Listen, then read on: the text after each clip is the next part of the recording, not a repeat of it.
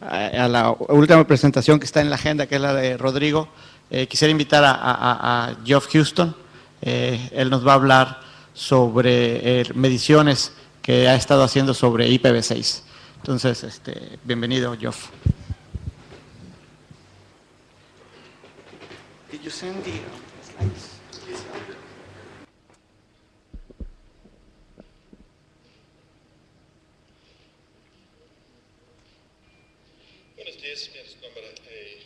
Geoff Houston.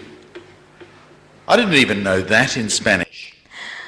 Eso es lo único que sé en español, lamentablemente. Pero bueno, voy a tener que dar la charla en inglés, no queda otra. Pero de lo que me gustaría hablarles hoy rápidamente tiene que ver con un tema que tocamos ayer acerca de IPv6. Observando esto desde un punto de vista donde tratamos de entender cuán extendido está el uso de IPv6 y que también se está utilizando, ¿no? Y yo creo que hay ciertas implicancias para ustedes como operadores de redes que les podrían resultar interesantes. Entonces, lo que estuvimos haciendo en estos últimos años es tratar de ver la diferencia entre lo que de hecho decimos y lo que hacemos, ¿no? Porque se habla mucho de IPv6 y si cada palabra representara un paquete, entonces ya no tendremos más IPv6 porque no tenemos tanto IPv6 dando vueltas. Entonces, lo que a mí me gustaría responder cuando veo los datos es, más que nada, tratar de comprender en todo el mundo de la Internet, de los 8.000 millones de usuarios que tenemos dando vueltas. Hoy en día, ¿cuántos de hecho tienen la capacidad de implementar IPv6? Y también me gustaría hablar un poco de qué tipo de acceso están utilizando, si es uno derivado directamente de lo que es el proveedor de servicios, o si viene de ir en la punta, que a mí me interesa responder, que creo que es algo que le preocupa a muchos, es por qué estos bloqueos entran en lo que es DNS, porque hay toda una sospecha de que el IPv6 funciona peor de lo que funcionaba el IPv4, ¿no? Que el IPv6 es malísimo y que no funciona. Entonces, ¿cómo podemos medir esto? Bueno, básicamente empezamos a dedicar un poquito de trabajo a lo que son las páginas web, ¿no? Tenemos gente dedicada a esto y tenemos un script en Java y seguramente que ustedes experimentaron esto también, ¿no? Incluimos una imagen invisible de 1 por 1 y básicamente cuando entramos a la página se ejecuta y el usuario trata de arreglar lo que es la imagen, ¿no? Sin embargo, esta imagen está ocultada por detrás de las wildcards en las DNS. Entonces generan un nuevo stream de DNS para cada usuario. Esto de hecho lo hicimos como 3 veces y cada vez que el usuario se loguea a la página le pasa esto. La primera vez generamos lo que se llamó un record de N, ¿no? La segunda prueba solamente se hace con IPv4, entonces solamente tenemos un registro de A. La tercera es solamente de IPv6, no la prueba. Y después hay otras que podemos ver, pero esto, si tratan de ingresar a lo que es ipv.net, ver cuál es la imagen y qué protocolo vamos a utilizar y si podemos ejecutar IPv4, probablemente sí, y si pueden de hecho ejecutar IPv6. Entonces lo que hicimos, porque había mucha gente que no estaba cumpliendo con esto, es unirlo a lo que son los Google Analytics, ¿no? Hay mucha gente que utiliza el Google Analytics para saber qué cantidad de tráfico tienen en la página web de ellos, ¿no? Y esto de hecho es muy extensible. Entonces me dieron una extensión para este JavaScript que se le puede sumar a su Google Analytics y que me va a decir cuánta gente de hecho puede ejecutar IPv6 y que de hecho se loguea a su página web. Pero también el informe de Analytics les va a decir cuántos de sus clientes pueden de hecho ejecutar IPv6. Entonces de hecho ni siquiera necesitan tener Dual Stack, porque si ustedes quieren saber en su página web cuántos de sus clientes pueden ejecutar IPv6, esta es una manera de hacerlo. Y todo esto está descrito acá en esta transparencia. Pero de hecho no estamos muy contentos con este resultado, porque honestamente lo que queremos hacer es medir la Internet. Y nadie tiene un gran website o un website muy grande, a menos que utilicen Google, ¿no? Y desafortunadamente Google no me deja acceder a los datos. Malísimo, ¿no? Entonces, lo que a mí me gustaría hacer es medir una gran cantidad de la Internet y de algún modo tengo que hacerlo sin utilizar esos millones de websites que están dando vueltas. Y lo que vimos, de hecho, es que podemos utilizar los Google Ads, ¿no? ¿Alguno vio esta publicidad por Google, este Google Ad? Porque si lo ven, no tienen que hacer clic, ¿eh? Porque sin clic me va a costar mucho dinero a mí. Entonces, si lo ven, déjenlo ahí, véanlo en la página, pero no hagan clic. Porque detrás de esta preciosa publicidad es muy aburrido, ¿no? Espero que sea muy aburrido esta publicidad porque no quiero que nadie haga clic en este ad. Pero detrás de este ad, de hecho, tenemos un flash. Y lo que hace este flash, de hecho, es testear al usuario. Entonces, siempre y cuando nadie haga esto me va a costar como dólares. Entonces, saco como 25.000 pruebas. Entonces, por muy poco dinero, de hecho, podemos testear una gran cantidad de Internet de manera continua.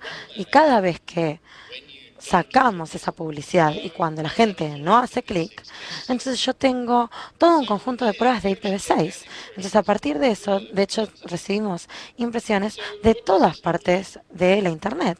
¿Cómo se ve esto? Yo no estoy seguro de cuántos de ustedes, de hecho, vieron esta transparencia.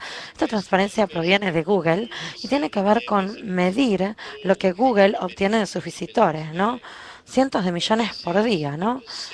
Y este es el porcentaje de sus clientes que de hecho prefieren utilizar IPv6 cuando se les da la opción de implementar IPv4 o IPv6. Para los que están al frente, ven que la cantidad de gente que prefiere IPv6, y les vamos a comentar a los que están en el fondo de la sala, es un 0,3%. Súper alto, ¿no? Este porcentaje. Pero las buenas noticias es que en estos últimos 2 años eso aumentó desde un 0,02% que teníamos. Entonces yo veo que todos ustedes están poniéndole muchas fichas a IPv6.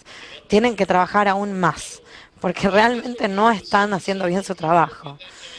Entonces yo miraba esto y decía, a ver, ¿puedo duplicar esto? ¿Puedo tener cifras similares para un proceso similar? Y esto es lo que vemos en este último año. Y es un gráfico que se ve muy similar, ¿no? Va desde un poquito por debajo de lo que es el 0,2% en noviembre a un pico de casi 0,4%. Bien, ¿eh? Y vemos que en los últimos meses se mantiene estable. Y esto funciona así porque IPv6 nos dice un poco acerca de cómo accedemos a esto, porque la dirección de IPv6 que utilizamos rastrea si hacemos un tunneling de IPv4 a IPv6 o un tunneling de radar utilizando cualquier tipo de servidor. Entonces, esta línea verde que vemos en la parte superior se enfoca en obtener el IPv6 desde el proveedor. Entonces, estamos obteniendo IPv6 e implementándolo de manera directa. Estas últimas dos líneas en la parte inferior utilizan tunneling. La línea azul va de 6 a 4 y la violeta es a radar, ¿no? Y eso es muy extraño, ¿no? Es extraño porque la mayor parte de las máquinas hoy en día, o muy pocas de ellas, de hecho, implementan lo que es IPv6. Todas estas máquinas que ejecutan Vista y Windows 7 tienen IPv6 encendido, permitido, y tienen que siempre tenerlo habilitado. Entonces ese número debería ser un número muy elevado, pero no lo es un número increíblemente bajo. Entonces, hoy en día, Microsoft y Macintosh han alterado la manera en que estos sistemas se comportan con Dual Stack. Entonces, si lo único que pueden hacer es hacer un tunneling, no lo hacen, porque cuando les dan la opción entre IPv4 e IPv6, cuando IPv6 es un tunneling, prefieren utilizar IPv4. Y la razón es muy sencilla. Si alguno de ustedes tratara de utilizar tunneling, probablemente directamente lo deshabilitarían, porque es un desastre, es malísimo, es horrible, funciona re mal y es por eso que tenemos números malísimos, números muy bajos. Entonces sí, tenemos un número muy bajo.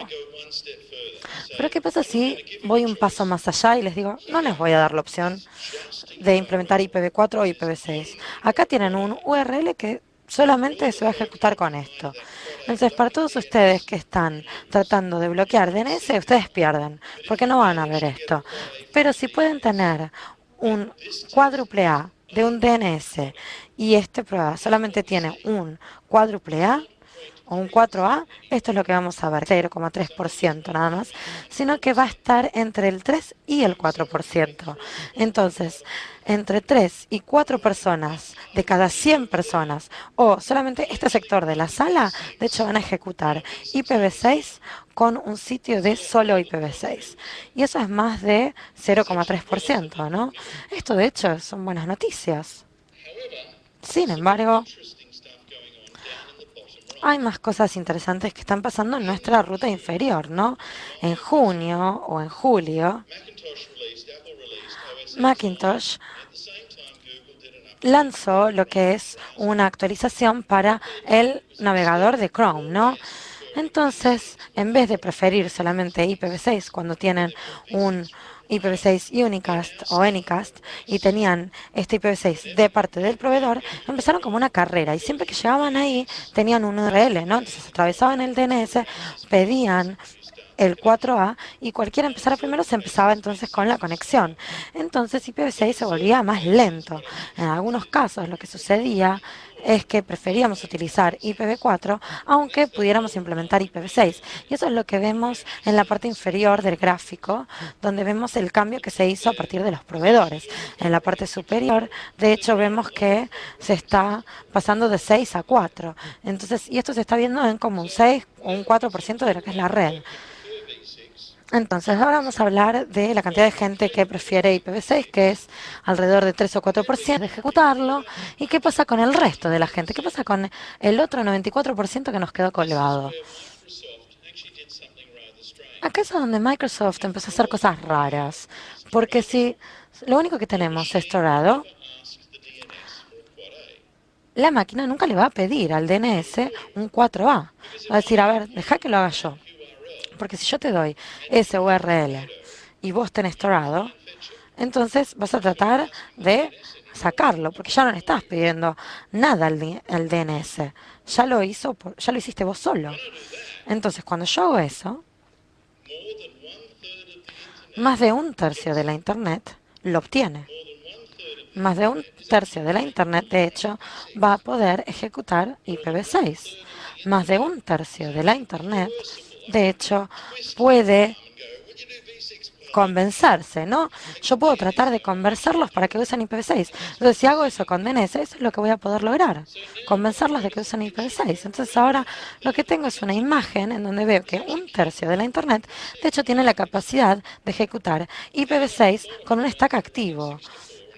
Y en la parte inferior vemos los que de hecho utilizan IPv4 por preferencia, ¿no? Entonces eso es lo que vemos. Este es el panorama que vemos con respecto al IPv6. Pero una gran cantidad de gente está utilizando auto-tunneling o tunneling automático. Pero vemos que hay más cosas, ¿no? Porque no es solamente una cuestión de medir quién está haciendo qué. A mí me interesa un poco, no todas las partes malas, todas las partes oscuras que no sabemos qué pasa, ¿no? Porque no estoy solamente viendo los weblogs, ¿no? Estoy viendo qué pasa con cada paquete, ¿no?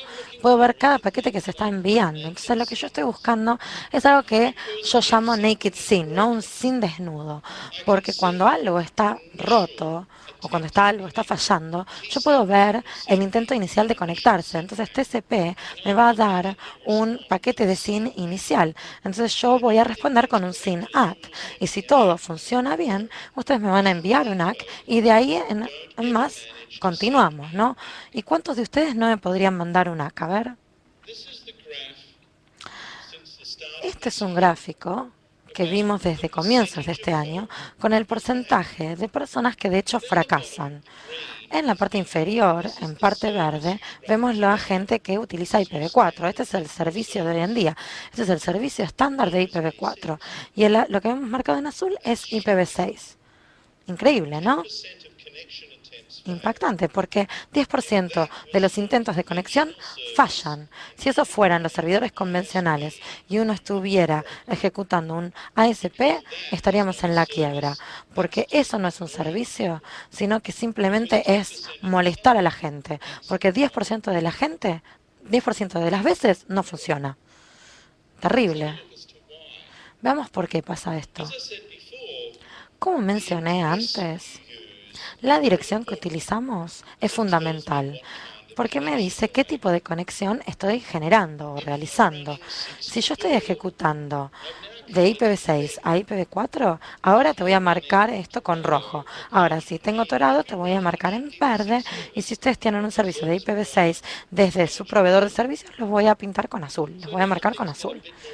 Y entonces acá se ponen las cosas un poquito más interesantes, ¿no? Porque lo que vemos es que del 6 al 4 vemos una curva increíble, ¿no? Porque todos los días de la semana, de 6 a 4 en sus conexiones fallan. ¿Qué pasa con Toredo en la parte inferior, marcado con verde? Y Toredo realmente es tan bueno que nunca falla, nunca se cae el sistema de Toredo. Bueno, Toredo es un protocolo muy especial porque Toredo lo que trata de hacer es generar una conexión rápida. Es muy raro, ¿no? Y la manera en que trata de implementar esto es generando una conexión simétrica. Entonces, en vez de tener 4 paquetes que van de Argentina a Australia, vía Alemania y los paquetes de retorno que llegan desde Alaska, Toredo lo que trata de hacer es hacer un camino bidireccional. Entonces, la manera en que lo hace es trabajando con una red local, haciendo un intercambio de ICMP. Entonces, no solamente veo un SYN en una conexión exitosa de Toredo, sino que también voy a ver un ingreso de un pedido de IPv6 que después vamos a responder, y después vamos a ver un SYN que ingresa que también vamos a responder, y después vamos a ver un ACK. Entonces, si yo veo la tasa de fracasos de ese primer intercambio de ICMP, lo vamos a ver acá, y lo empezamos a ver en mayo. Porque si nosotros tuviéramos una tasa de fracasos de 15%, diríamos, bueno, eso es bastante malo. Tiene una tasa de fracaso que está entre 4 de 10, ¿no? Entonces, si ustedes tienen un servicio con un 10% de tasas de fracasos, es muy malo, pero si lo hacemos con uno del 15 o del 20, es peor, es imposible, no va a funcionar. Entonces, ¿qué es lo que está pasando acá? ¿Qué es lo que vemos acá? De 2 a 5% de estas conexiones fallan. Eso es 20 veces el caudal de falla que tenemos para IPv4. Entonces, yo no tengo ni idea de por qué este número es tan elevado. Yo no puedo explicar esto. Entonces, yo me imaginaría que el 6RD, del cual hablamos esta semana, no es tan bueno como nuestros proveedores nos quieren hacer creer, ¿no? Porque hay muchas maneras de hacer tunneling, incluso cuando controlamos los dos puntos finales, que no siempre van a funcionar. Entonces ese caudal de falla, esa tasa de fracaso se va a elevar 20 veces por encima de lo que es el IPv4.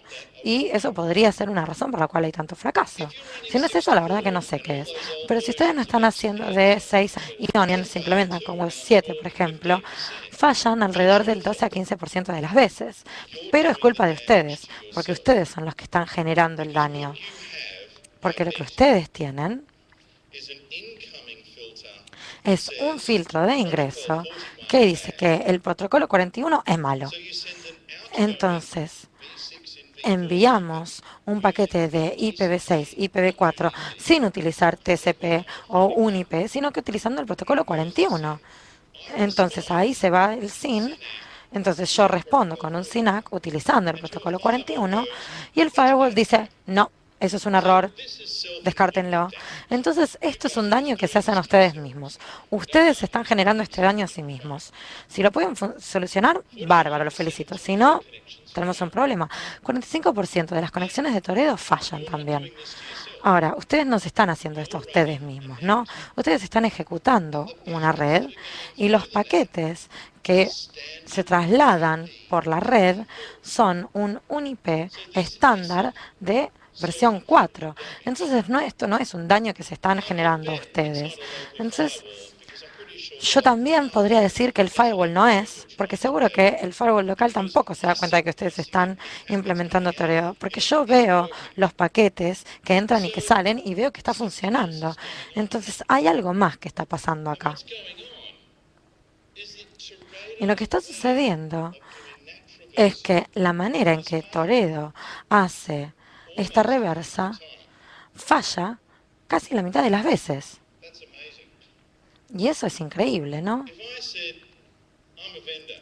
Si yo fuera un proveedor, ¿no? Y digo, tengo un servicio magnífico para ofrecer, pero funciona solamente la mitad de las veces, ¿eh? Es excelente, pero funciona la mitad de las veces. ¿Lo comprarían? ¿Hay alguien que quiera comprarme esto a mí? A ver. ¿Alguien que quiera contratar mi servicio? Nadie. Bueno, entonces recuerden esa respuesta porque vamos a volver a este tema después, ¿eh? Entonces, Toredo no es especial. Toredo utiliza una variante de un protocolo que se llama STAN. Y lo que está tratando de hacer es abrir su NAT para que haya un uso de multipartes a través de bindings, ¿no? Y casi todos en realidad tratan de hacer esto de algún modo u otro, ¿no? No vamos a mentir. Incluso Skype, por ejemplo, trata de hacerlo y después lo deja de lado. Pero Toredo fracasa 45% de las veces. Y Toredo entonces no es para nada especial. Cualquier aplicación que trate de hacer runovers a través de las NATs va a parecer que fracasa el 45% de las veces. Eso significa que realmente funciona. Realmente no funciona para nada. Entonces, en otras palabras, si uno trata de utilizar NAT por más de 1 a 1, entonces no van a funcionar muy bien. Están rotos, no funcionan. ¿Quién me va a comprar un CGN porque se están quedando sin IPv4? A ver, levanten las manos, vamos. Yo sé que todos los van a comprar, ¿no? Porque los proveedores se los están vendiendo, nos estamos quedando sin IPv4. Entonces vamos a ponerles esto en el medio de la red para que funcione, ¿o no? Y lo van a comprar. ¿Alguien les dijo cuál es la tasa de fallas para hacer bindings para multipartes? ¿Alrededor de cuánto? ¿Del 35%? ¿Por qué odian a sus clientes? ¿Por qué los quieren hacer enojar? ¿Por qué los molestan? ¿Por qué les complican más la vida? Porque honestamente lo que están haciendo, si siguen en esta dirección, es simplemente molestar a la gente. Porque esto no funciona. Porque no podemos generar aplicaciones que hagan de manera confiable las cosas mucho más complicadas de lo que es un transverso por un NAT de 1 a 1. Y hay un montón de aplicaciones que están tratando de hacer mucho más que eso. Entonces, desde mi punto de vista, ustedes están generando un lío terrible.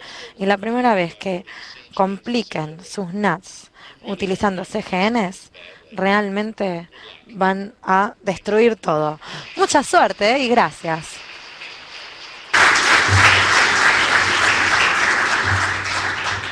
I should ask for any questions.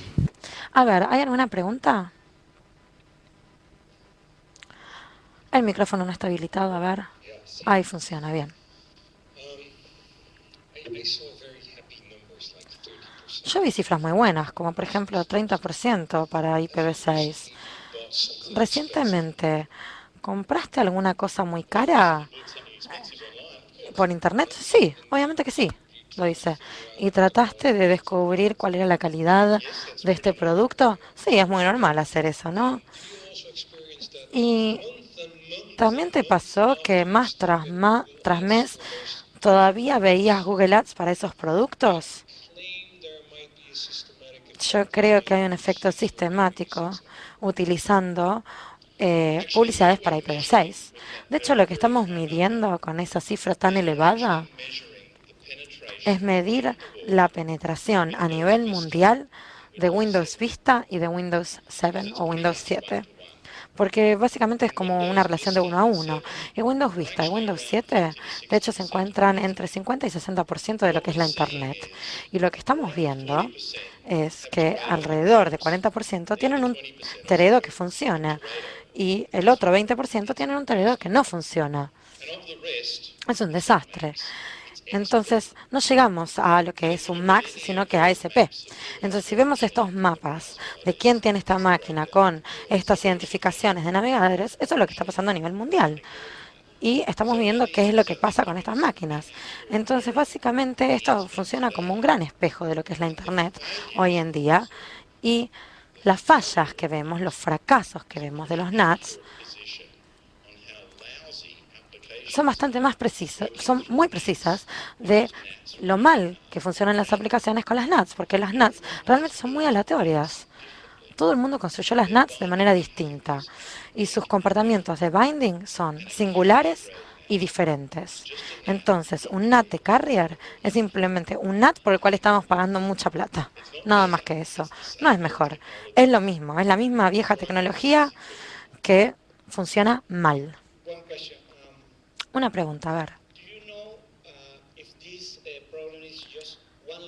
¿Sabes si este problema es solamente para una o dos capas de NATs? Porque yo creo que debe ser solamente para una capa, porque si va a ser para dos capas va a ser un poquito peor el problema, ¿no?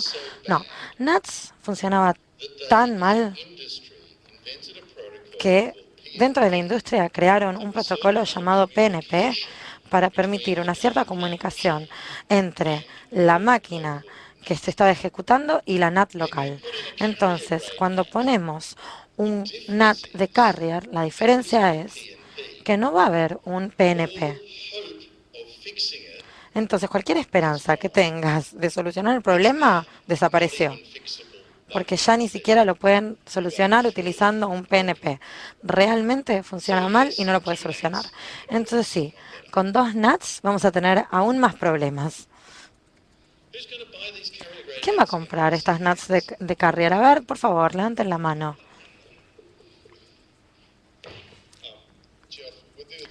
Jeff, ¿qué opinas de estas propuestas en el IETF de tener algún protocolo de señalización que lleve un bloqueo de puertos para los clientes?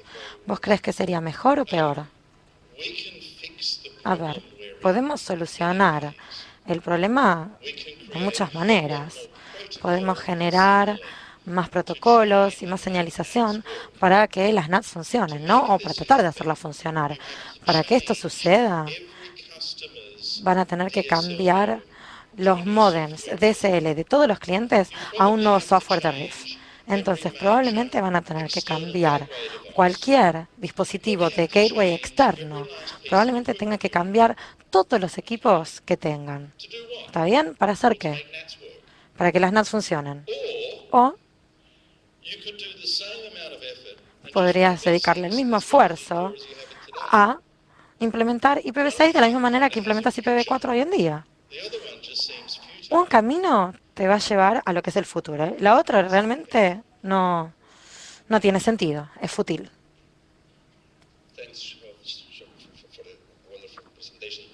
Muchas gracias por tu maravillosa presentación. En el futuro yo creo que va a haber gente que apoye lo que son los carrier NATs y creo que el problema en realidad tiene que ver con la implementación por lo que hizo Microsoft y pueden reconocer que es muy difícil realmente implementar esto, pero que hay software que funciona y que es bueno y que se puede utilizar.